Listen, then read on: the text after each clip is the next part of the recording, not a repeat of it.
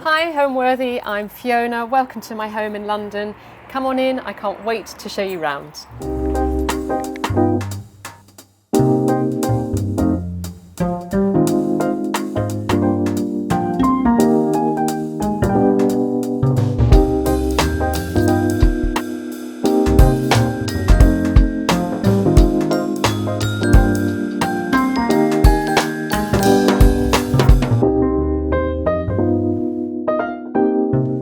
Hi, I'm Allison Kenworthy, the founder of Homeworthy, and we're now offering a membership plan that gives our supporters early and exclusive access to new videos.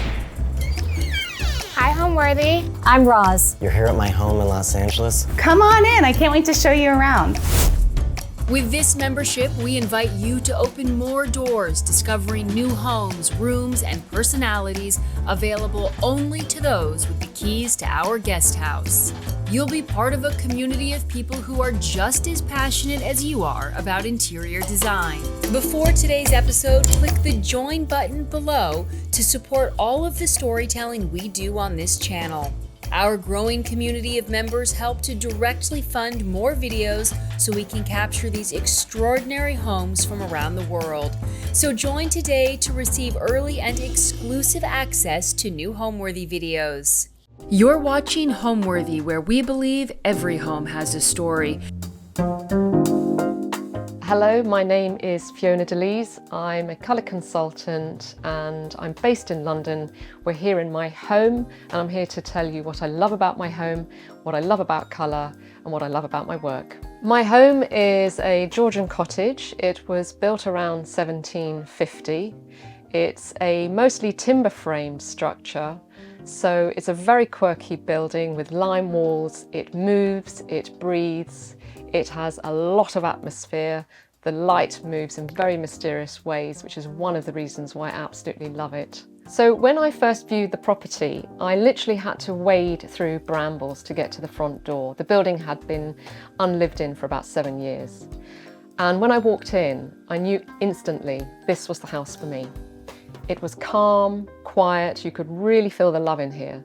The previous owners hadn't renovated it since the 1970s, so it pretty much was a gut job. There wasn't even any central heating here.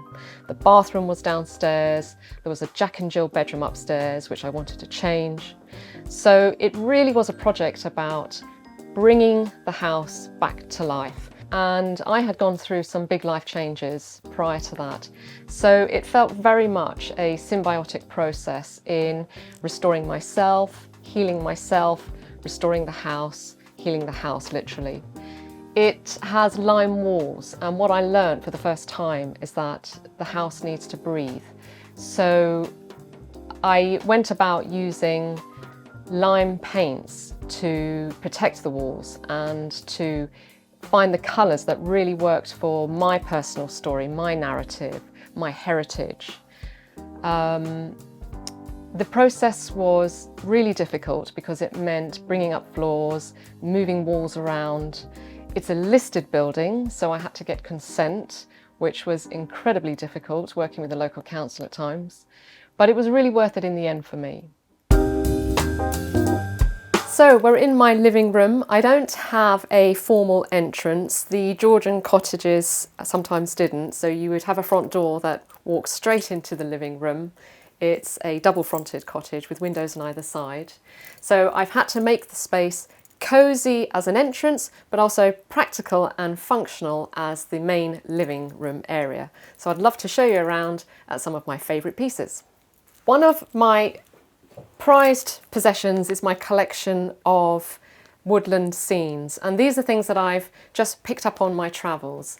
Every single picture here is a painting. It varies in age. Some are antique, some are mid-century. And what's really important for me about this whole wall here is that I feel I'm submerged in a woodland. It's a real connection to where I grew up in Hampstead by Hampstead Heath. And just to come in and see the trees against this fantastic green wall just lifts my spirits. I have the woods on my doorstep too, so there is a narrative here, not only with my past, but also with where I happen to live. So this is one of my favourite features, my woodland scene. So this armoire here is I was told it was Bavarian, but I have a feeling it might be Italian.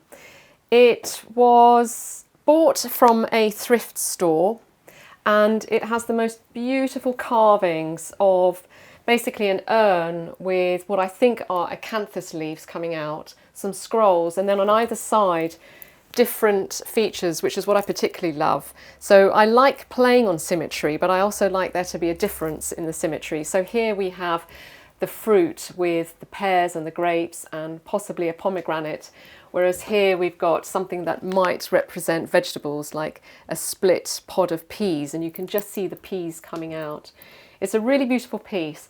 I understand that it was adapted by somebody in the 1950s on the inside who was a tobacconist, and he had put shelves inside originally so he could dry his tobacco leaves.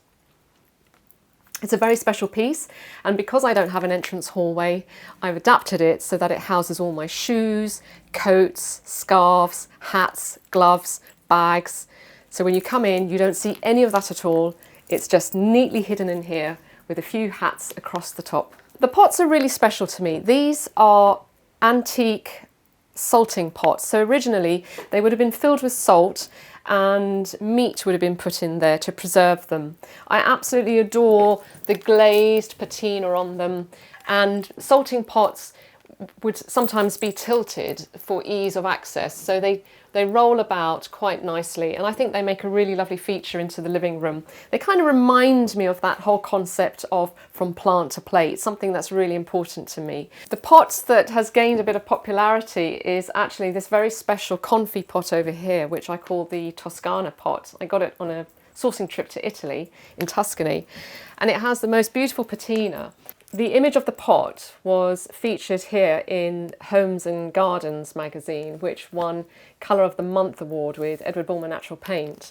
So this pot has been used on quite a few styling shoots, and it's my lucky pot, I call it. It's very different from your average confit pot, which tends to be more yellow and plain, such as this one here, which is a lovely big one here, as you can see.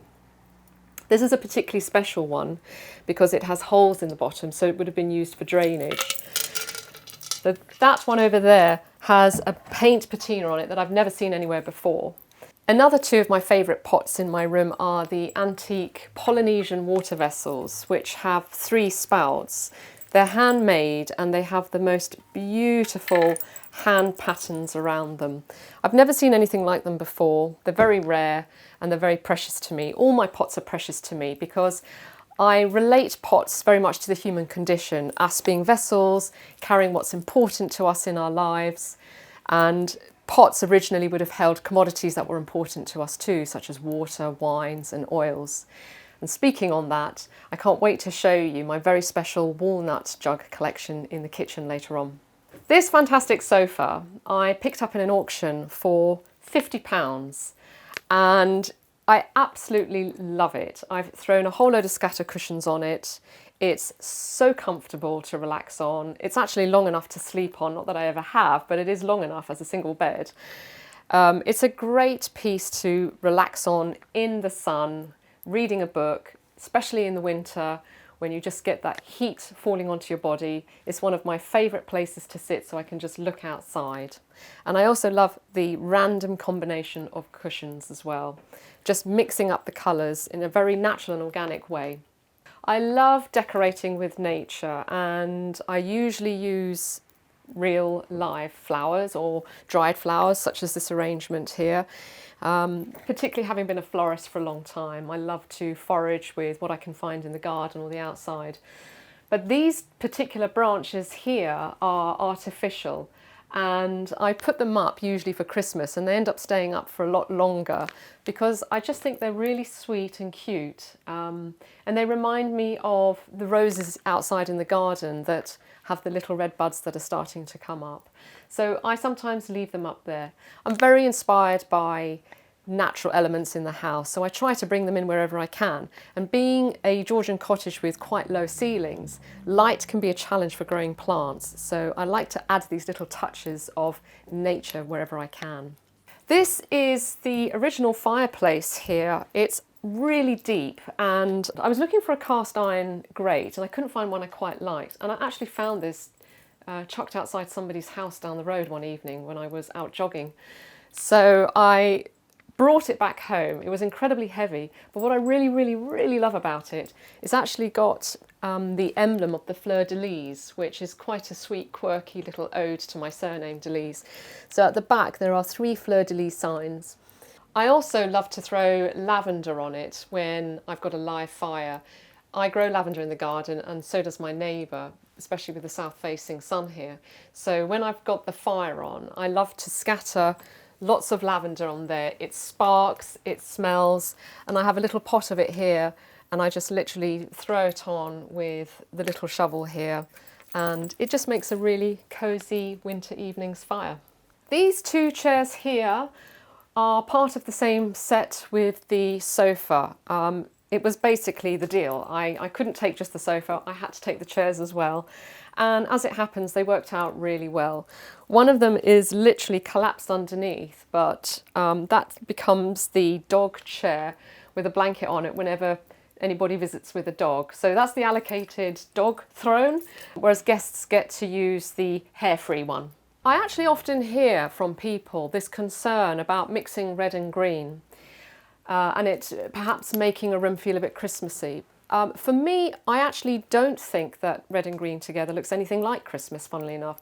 And the reason for that is because if you actually look at nature outside, you will see that there are a lot of natural combinations in the garden that involve different shades of pink to dark pink and into red and green. So the trick to it not being too Christmassy would be to use muted colours. So if you have a look, for example, the reds here, they're quite antiqued, dull colours, and I think sometimes if you use a material where you've got a texture and a pattern and you get these 2 tones here, so you've got the deeper reds with perhaps the lighter colours coming through, that breaks it up a little bit. So don't be afraid. I would encourage people not to be afraid of mixing red and green together. It's a beautiful combination, but I would also layer it with perhaps other colours like the chartreuse greens, maybe some soft dusky pinks and apricots, and maybe some dusky oranges. Then you really do diffuse that whole idea of it being anything too Christmassy. The other thing that I really love about this room is I have a bit of a gripe with radiators, especially if they're not antique old ones. And when bearing in mind that this house didn't have any heating, I had some very good radiators put in, but I don't like looking at them and I don't particularly like painting them. So I like to mask them. And what I have done here is I've taken a beautiful half screen that I found in an antique shop and I've placed it across the radiator, so it almost acts as a little background, again going back to that whole idea of layering coming from my set design days. So I'm layering behind the chairs to give a background, a pretty background, but actually there's a very practical reason there for me. I'm hiding the view of the radiator as well. What I learnt in moving to this very special property is the importance of understanding the atmosphere of a house. And by that I mean we bring our own energy into a house, but ultimately, particularly old buildings, they very much have their own character and personality, and you need to settle with the space. You need to learn to read the light. You need to understand how the light moves through the rooms in order to think about how you want to live in those spaces, how those spaces make you feel. And this was really part of this restorative process, was about understanding how do I want to feel in this space? How do I want it to make me function on a daily basis? And how do I want to bring my narrative into it through colour, through natural light movement and through decor? So these are the sort of important elements that I bring to my work as a colour consultant. This house has really helped me understand the importance of narrative, story, light, and on the subject of light, my mother was a Tai Chi teacher and I grew up with quite a lot of Japanese influence in my life, very Taoist influence, which was a really interesting combination because she was Italian, but also I lived in an arts and crafts cottage. So all these extraordinary elements of understanding light, pattern, they were very much part of my heritage in how I understood design, texture, gardens, and how all of these elements can link together in creating spaces that are very, very personal to somebody. So the next room in the house is the dining area, and in order to transition really nicely into that space with the colours, given that I'm using a pink against a green, I've used a very subtle pink blanket on the edge of the sofa just to help the eye transition into the changing colour from this space into the next. So come with me and take a look at the dining room. Okay, so here we are inside the dining room. It's a small but really warm, cosy space which I've painted in a lovely shade of pink on the top with a slightly warmer colour on the panelling. These colours make me think of Italy, think of the Riviera, the beautiful colours of the buildings there. I'm totally transported in this space. The two key features of this room really are the table, which has beautiful claw and ball foot, and the sideboard here, the drawers. Both are my grandfather's from Italy, so these are very special pieces for me. I really love the painting on here, the colours, the delicate flowers. It's such a quirky, beautiful piece, and I use this to house my table linen, stationery, all the practical things that I might need. And then on top I have the Casa Pupa lamps, which I got from a client when I had my previous flower shop. She was getting rid of them. She hated anything from the 1950s and wanted everything modern. So I snapped these up because these are an absolute steal. They are pomegranates and they're just simply beautiful. The shades I found in a thrift store, so I changed the original shades, which were orange, to this lovely rich red, and for me it really, really works. And then scattered on the top are a collection of these beautiful gemstones, which I just think are really pretty, and I love layering with natural elements. So it doesn't have to be just botanicals, it can be minerals as well. And I think the treat on the top really is the ostrich egg, which again I found in another thrift store, and I absolutely love this. It's such a beautiful piece. So it sits here quite proudly as the only egg in the room. The dining table, I have memories of using this in Italy. The chairs I found from a friend who's a mid-century dealer. I think they work really well. Again, I love this soft muted red, which goes back to what I was saying before about if you're using red, try to go for colours sometimes that are a little bit aged and antiqued, like this colour here. And for winter, I always throw a really nice, comfortable sheepskin rug. So when my guests or when I'm sitting down here at the table and I've got the log fire on particularly, I just feel really, really cosy. These two chinoiserie panels are really extraordinary, and I'm yet to finish them off. I haven't quite decided how I'm going to do that. These are silk. It's black silk, and they've been hand painted with this beautiful scene of birds of paradise and flowers and greenery. They're just so delicate, but I particularly like the fact that they're on a black background. So I have two of them here, and I think what I might do at a future stage is put them inside a beautiful frame and have them glass mounted so I can put them up on the wall. And the other reason I like them in here is because they balance the black that comes from the antique Indian desk over here. This is a really special piece. It's probably about 200 years old, and it has very useful storage. But what's particularly interesting, a friend of mine who's a gardener said that he thinks that it actually has cardamom leaves painted on it. So these could potentially be cardamom heads with little cardamom leaves. And I love the fact that this particular part of the desk is less worn than the rest of it, and that's because it usually sits up like this. On either side of the desk I have these huge tall grasses which I once used on a styling job. The theme was something quite magical and mystical, and we were approaching winter, so I used a lot of these scattered around, and I just love the colour of them. I love the muted tones and how feathery and magical they look. I couldn't bear to get rid of them, so I've propped them on either side, and they just about fit in with my low ceilings. And they beautifully frame a very special painting of a bird's nest here with the egg, and I have here an actual nest that I found that had fallen out of a tree. These are all mementos of early childhood memories to me, which have naturally come my way when I've been on sourcing trips. So this is quite a special little corner for me, in a very different way to perhaps the other features of the room. Because I have the woodlands on my doorstep, often when I go out in the mornings or in the evenings, I can hear the woodpeckers. And here I have a vase which I think is probably about 1940s, 1950s. I found this vase which has the woodpecker on the edge of what is pretending to be a trunk. And these are ferns that I've picked from the local woodland, and I've just left them to dry. So again, not only is it something that I think is really pretty to look at, but it's just reminding me of those moments when I go out for walks in the woodlands and the beauty of nature that I see.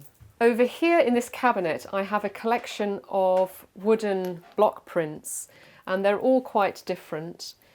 So at some point, I'm really looking forward to the idea of getting them out, playing with my paint colours, and maybe doing some block print work on silk or canvas or linen. I'm quite fond of those over there. And over here I have, on this little shelf here, a lovely collection of books that are to do with nature. So I've got geology, I've got birds of the British Isles, I've got stories called On the Nature Trail, woodland trees. These are all books that I've just found when I've been out and about. And I really like the way they play on those muted greens and reds and apricot colours. This is just my little nature corner over here. The style of my home is very eclectic. And this is because I don't adhere to any trend. I never have. I think it's really important to acquire things through time that speak to you on a personal level, and then eventually you can amalgamate all these things to actually create the style that's important to you. I've decorated my home definitely in a very colourful way, but what I really like about the colours I work with is that they can be quite deep and strong, but also quite muted and aged. So in a way, I really like to work with antiqued colours. So greens and reds and perhaps purples and browns that look like they've been aged with time. Some of the items I've inherited are from my Italian grandfather in Italy, which are very much statement items in the home. And the rest of the items are things that I've just acquired through my styling career, through my travels, things that I've looked at and thought, that's got a really interesting story, and I want that to become part of mine. So I very rarely actually go to a shop to buy something new. Pretty much everything I have has either come from thrift markets, antique markets, auction houses, just things that I've not expected to find and that life has just tossed my way, a bit like opening a Pandora's box and just suddenly seeing something you think, I've got to have that. Going across the middle of this room is this original beam supporting the upstairs part of the house, and I wanted to make it a feature, so I painted it black so it worked with my black panels, and I did something different for a change. I used a gloss so you could really see it. And then going across the top of it, I hung some hops. So if anybody hasn't ever used hops before, I really encourage you to use them. When they first arrived, they were still a little bit green and fresh, because when you order hops, usually they come quite fresh because that's when they're at their most supple and they can bend. The smell was absolutely intoxicating. It was just deliriously delicious. And I put them up and you just leave them because then they dry and they crisp, and they've become quite a feature of the room now. So this is basically a hops ceiling. On one side here, I took the wallpaper down because I wanted to put a lime wash effect on the ceiling and I wanted it to breathe, whereas on the other side it had been papered when I first renovated. So I've taken the paper down here as part of a second stage of restoring the building, which I've started to do by changing one wall here with the colour, going from a lime wash effect of a colour that I mixed myself using paints that I've got left over, so I get this slightly mottled effect on the walls, which I really, really love here. And then I mixed a slightly darker colour to set this off, as opposed to the flat colour which we've got on one side here. So this is my corner of experimenting with mixing colours, mixing my own paints, and going for an effect on a lime wash wall. The story with some of the African artifacts I've got around the house is a story that links me to my father, actually, who spent quite a lot of time living in Santa Fe and Albuquerque when I was a child. And I have collected some beautiful Cuba cloths, which I have upstairs. And to complement the theme in another part of the house, I've collected a few of these African masks. I don't actually know the age of them, but what I do know is that they are perhaps some of the more beautiful ones that I've seen. And so I've placed them on either side here. And my father was always interested in different cultures, and I remember that he used to collect things from South America and African drums or African musical instruments. So over here I just have this little ode to him, really. I would consider that my style is a little bit maximalist, but also in a way where I like there to be calm within it. So the maximalist element of my style very much comes from building layers, and I really enjoy building layers in 3D. So I like building them in depth or in height.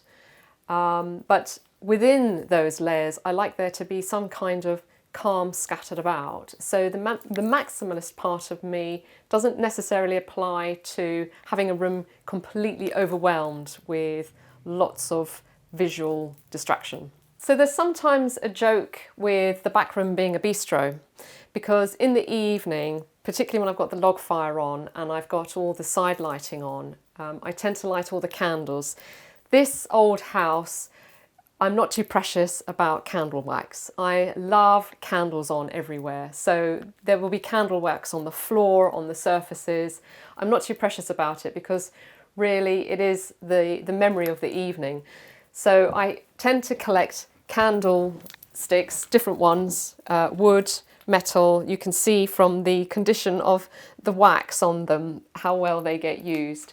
So this room is very, very cozy, it's very snug, and when guests come, they feel like they're in a slightly different world as well. You go back in time and it's definitely an experience. My professional journey to becoming a colour consultant is quite a long and varied one. Colour consultancy didn't really exist as a profession about 25 years ago.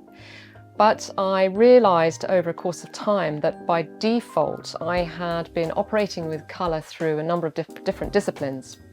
So I originally trained in set design, and set design was something very fundamental to the way I understood to read the world. As a child I went to the ballet a lot, to the theatre a lot, so I was used to seeing lots of layers. Also, I was very involved in gardening.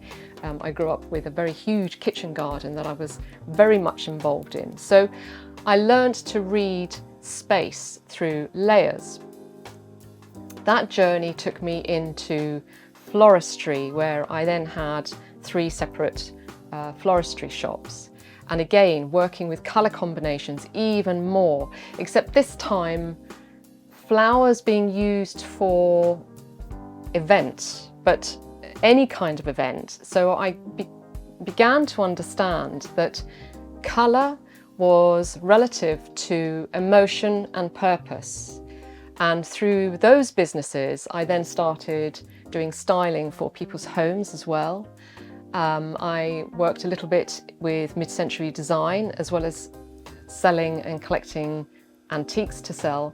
And eventually, when I had a little antique emporium in Hampstead, I started to consider maybe I want to start using some paints in my shops, and that was really the starting point for stepping out of my little antiques business and floristry business into the world of colour.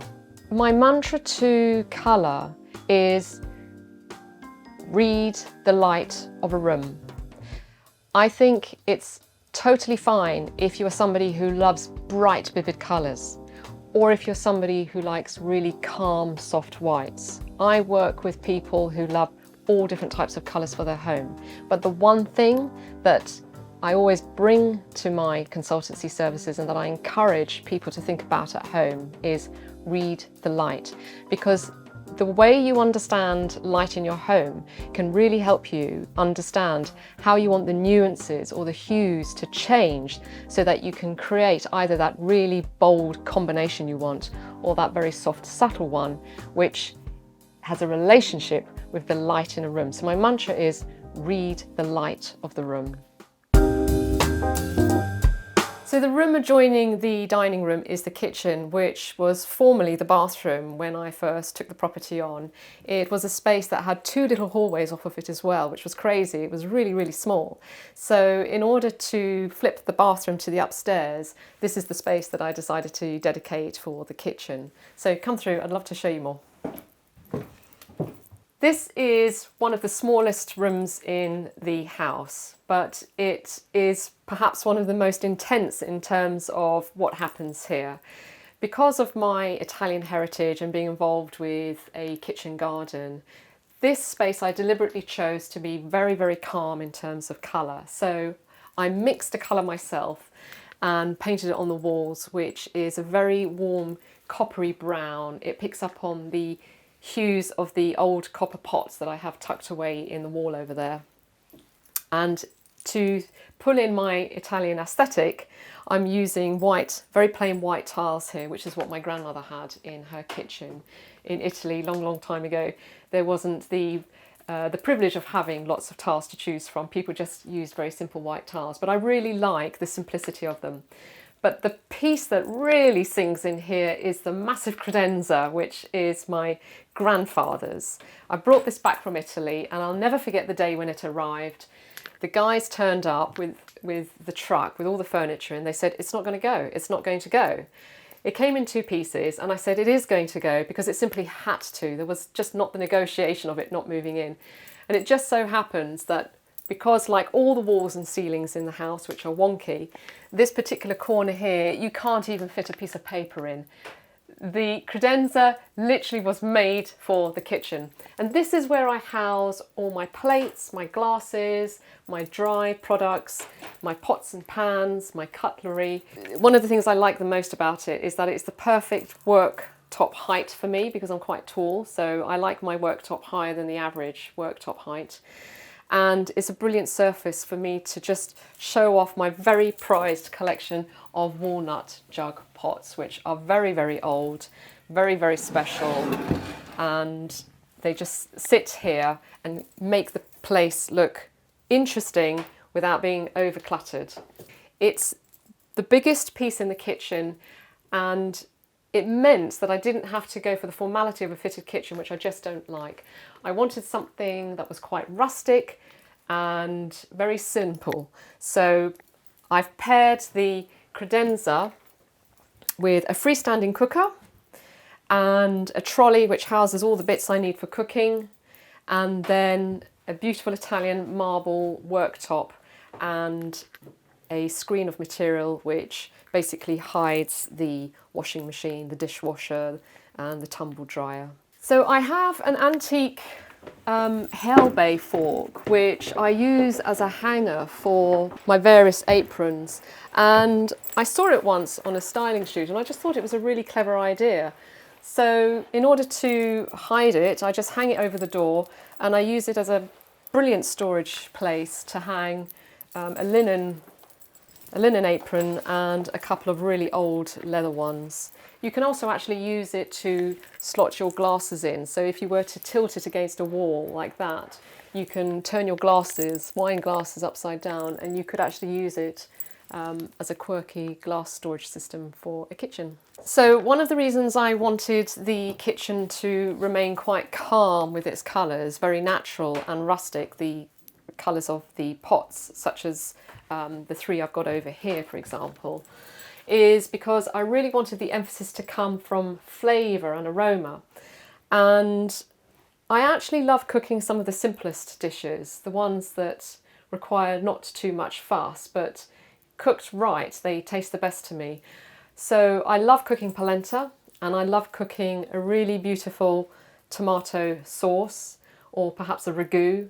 I've always got shallots, onions and tomatoes in the kitchen because they are my staple. So long as I've got those, I can pretty much have, I pretty much know I've got anything I can make to cook. So my staple, my favourite food to cook, particularly when I want a little bit of comforting, is probably a really simple pasta dish drizzled with beautiful aromatic olive oil, maybe a little bit of dried thyme, this is from Sardinia, some garlic and some shallots and onions, just slow cooked, beautiful, really delicious. It's so difficult for me to think if I have a favourite colour because I love so many. But I definitely have a tendency towards greens.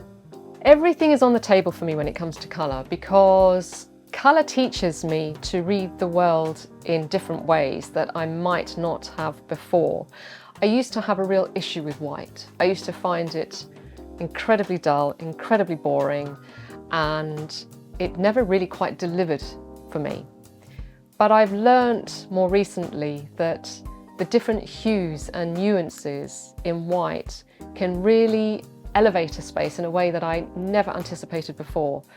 So there isn't really a colour that I can say I won't touch. I actually love them all. So there's a lot more going on upstairs and I would love to show you what I've done. So come and join me.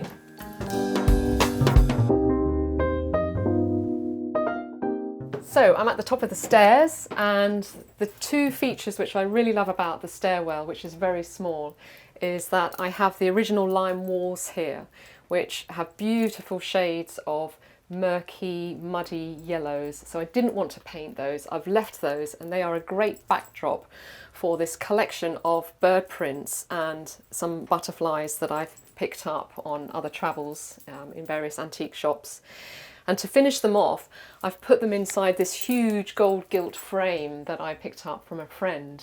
It just seemed a huge wall and a great space to put a massive frame in what is otherwise a really narrow stairwell, and then to fill the big frame with lots of little frames. So I thought that was quite a clever, quirky trick. And then at the top of the stairs, I am straight into my dressing area, which used to be a room, a small bedroom. But in order to get my grandfather's huge wardrobe in, which is the wardrobe to the chest of drawers downstairs, I actually had to move away some of the panelling that was the rim divider in order to get this in. So I absolutely love this piece. It's got the painting on it, and the colours are just absolutely brilliant. And this space is south facing, so it gets a lot of sun in here. It's a great space just to get ready. I have also my mother's mirror on this side of the wall, which is an old antique piece.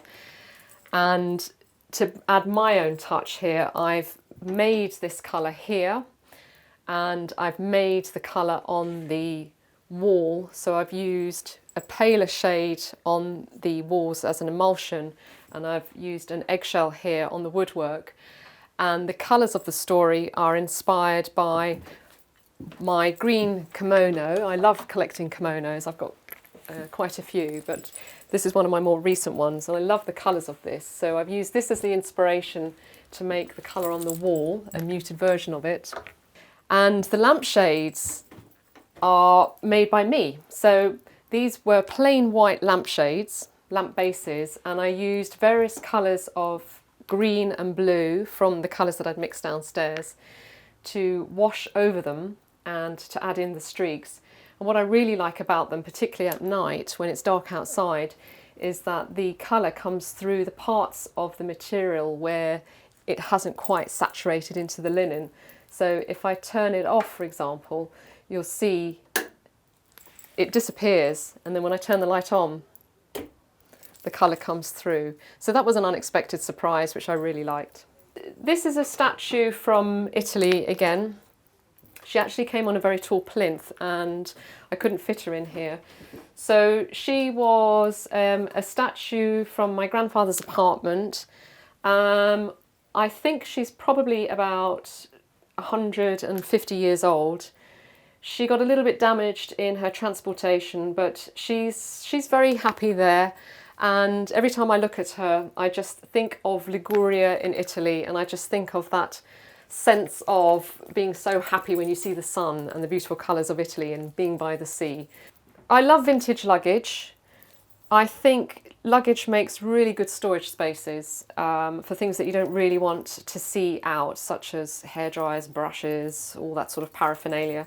So I use two here to store items. I've also got another really lovely one here which I inherited, which has stickers from travels all around the world. I think it's such a lovely, quirky piece. Again, storing items which I want to keep but don't necessarily want to use on a daily basis. In the wardrobe, which has the long hanging space, is where I keep my kimono collection. And I tend to use these sometimes for styling shoots, sometimes for my colour consultancies. They're very old. I don't really have a favourite one because I love them all. And I think what's great about them is that you can wear them with jeans, you can wear them just as they are. They keep you warm, but they also keep you cool because they're silk. And you can jazz them up with a really funky belt, even some cowboy boots or flat shoes or some heels. They're just absolutely great. I get a lot of colour inspiration from these, and in fact this is exactly why I chose the colours on the wall here, inspired by the green kimono. And also when mixing belts with them, such as vintage pieces of silk, so you could take something like this fantastic pink and tie it around the green kimono and maybe have a pair of pink shoes or a clutch bag or some earrings that match with the pink, and you've just got an outfit straight away with minimal effort. It's just brilliant for me. It works. I love it. Most people who are going on a colour journey when they're renovating or decorating are undergoing a change in life. Now that could simply be that they're moving home, but that is a change in a chapter of their life. In some cases, people have separated or split up. That's another change. Or perhaps they're going from just 2 to 3 with the arrival of a child. And I'm very sensitive to this when I walk into somebody's home. Usually the colours that people want or need tend to be relative to the situation they are in or the situation they want to grow into. So sometimes when I'm with couples, I have to mediate between one partner wanting a colour a certain way and another partner wanting a colour a different way, and then reaching that middle ground or that compromise in helping them understand how they might want to live in this space together. So the room that you can see behind me is the master bedroom, and when I first bought the house, when you came to the top of the stairs, the bedroom door started here because of the wood panelling wall that was dividing this bedroom here, which is now the dressing area.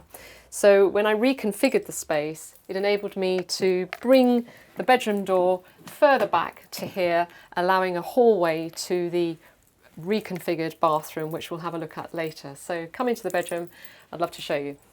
This space here is south facing and has just the most glorious sun in the afternoon. And so the colour that I used on the wall was a very rich amethyst, and the reason for that is because it reminds me of the rich colours in the sunset sky in Liguria. Over the sea there is a certain type of lilac that appears at sunset, and it gets deeper and deeper and deeper at night, and it's that colour that I wanted to capture.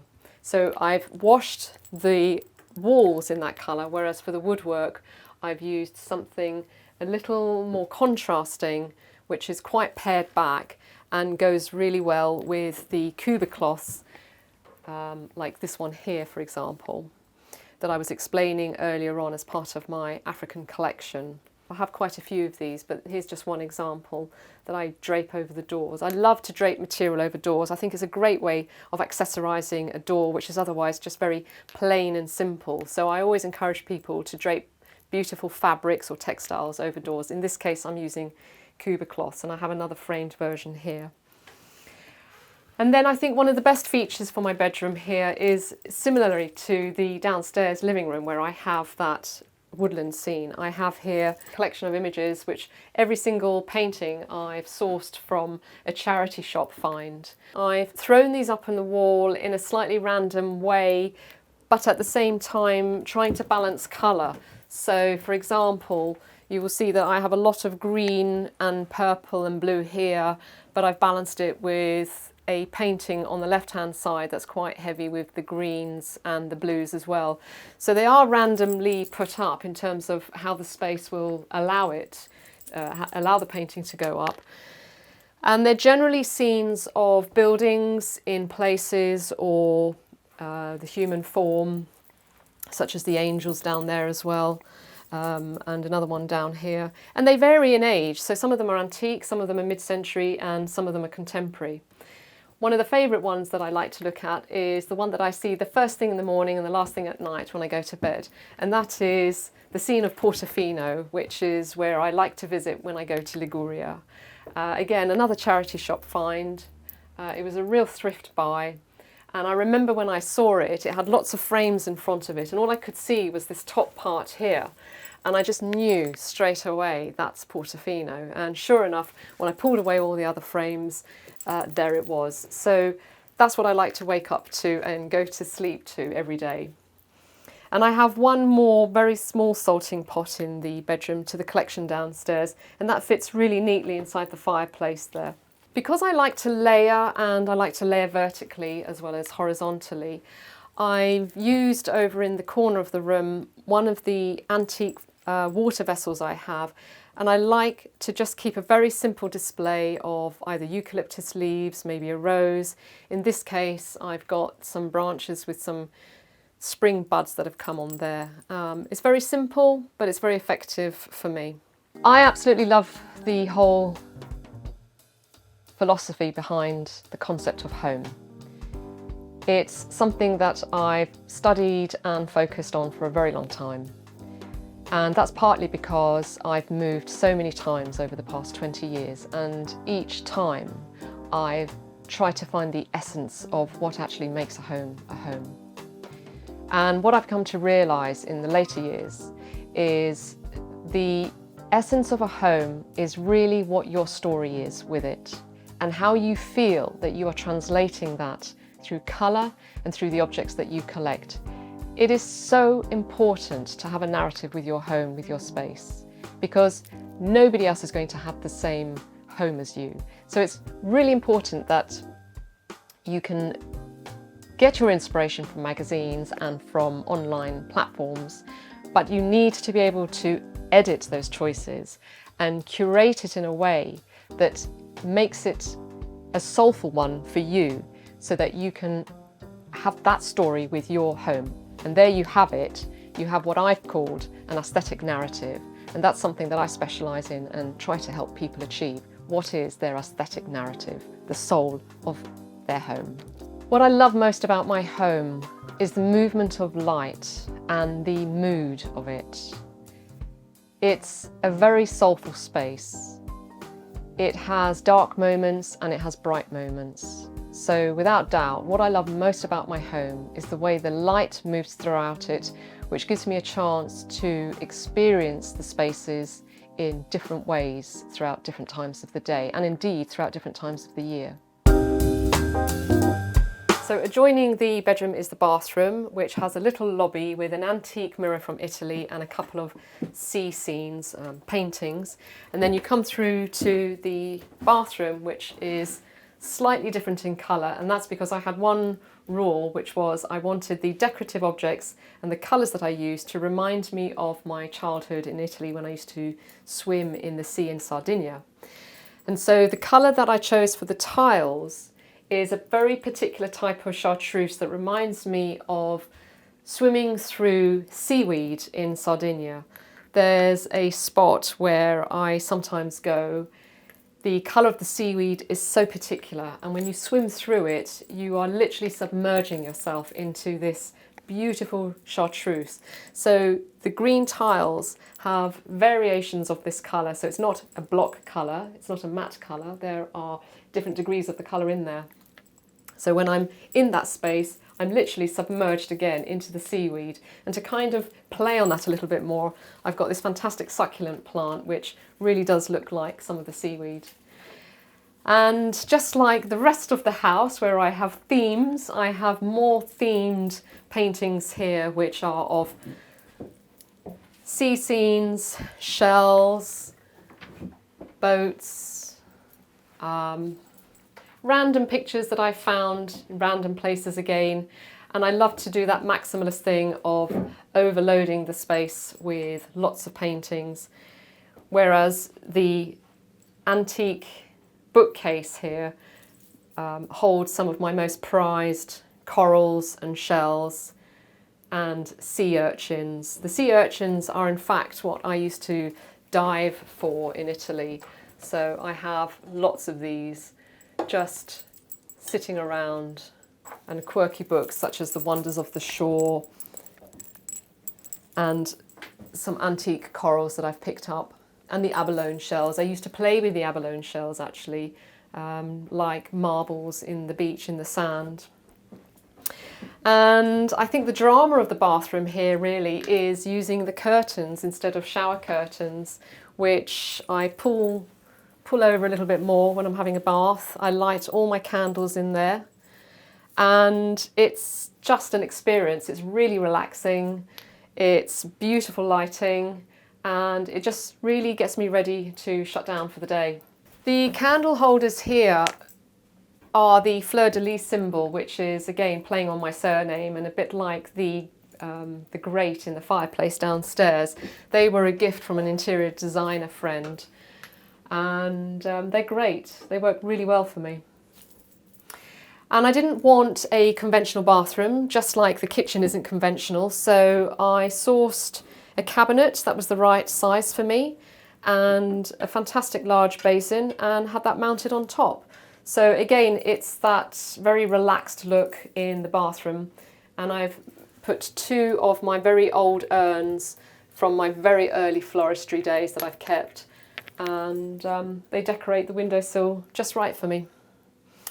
In the corner I've got a couple of oars, boat oars, which I thought was quite a quirky little touch, and a great sea scene again of a woman by the water.